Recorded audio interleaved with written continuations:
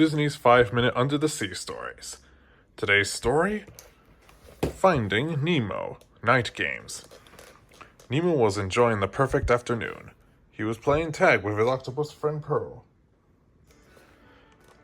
"Tag, you're it!" Pearl giggled as she tapped Nemo on the back. "Bet you can't catch me!" Nemo flipped his fins faster and chased Pearl past the edge of the sponge beds.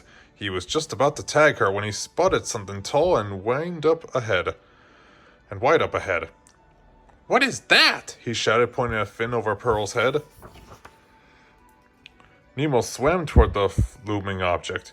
It seemed to have waved at them in the gentle current. "Wait for me!" Pearl called out. Getting closer, Nemo yelped with an excitement. It was a huge seaweed bed. The bed was a giant maze of green and red seaweed. Some spots were almost too dense to swim through, while others have formed small pockets of open space.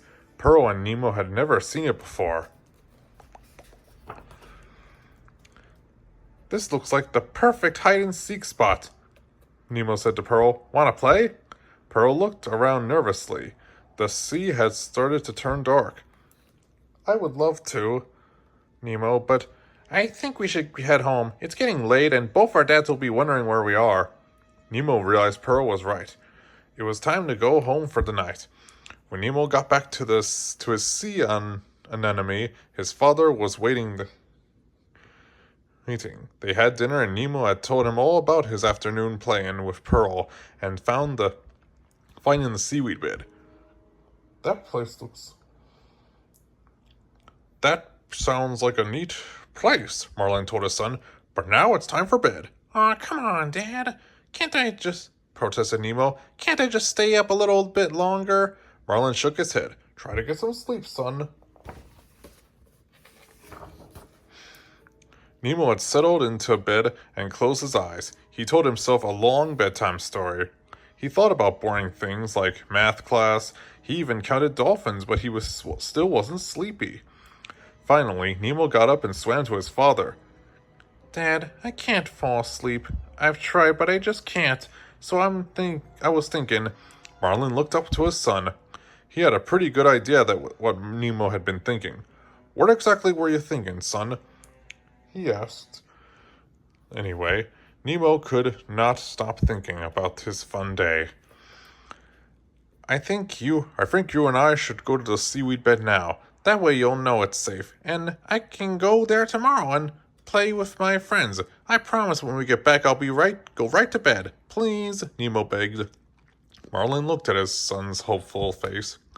Seeing the seaweed bed for himself did seem like a good idea. "All right," he said finally.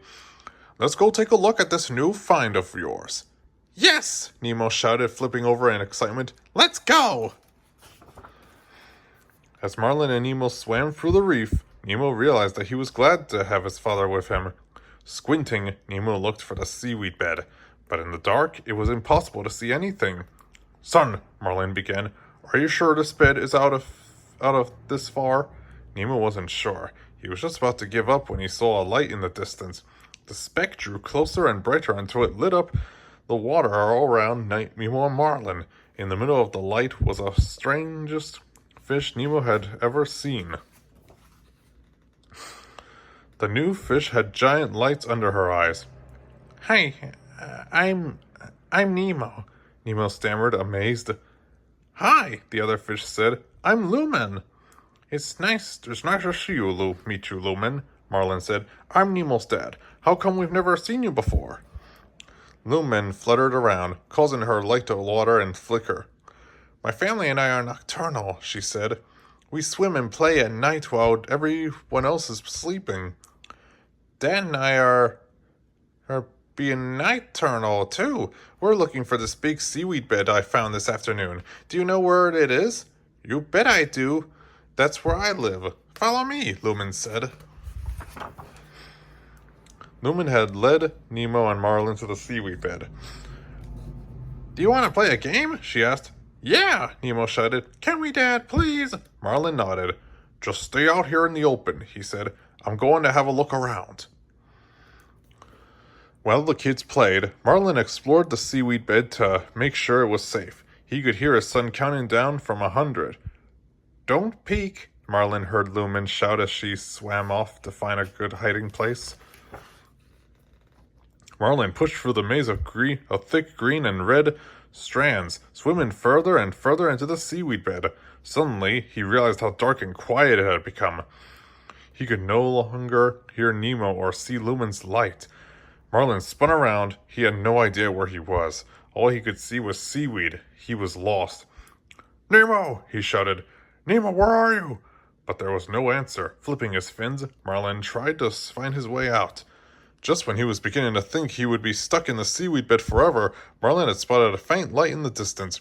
Following the light, Marlin made his way through the seaweed until he finally hit the open water. There, right where he'd left them, were Nemo and Lumen. "Oh," Marlin sighed with relief. "Dad," Nemo said, "there you are. We didn't know where you'd gone. Don't you know better than to go swimming off by yourself in the dark?" How ironic, as I would say. Marlin smiled. "I guess I should have followed my own advice." Nemo gave Marlin a hug. "I'm just glad we found you, Dad." Together the two said goodnight to Lumen. As they swam home, Marlin yawned. Nemo looked at his father. "When we get home, I think you should go right to bed, Dad," Nemo said with a teasing look in his eye. "You should go right to bed. You've had more than enough adventure for one day." The end. That shall do it for today, guys, and I'll see you next time.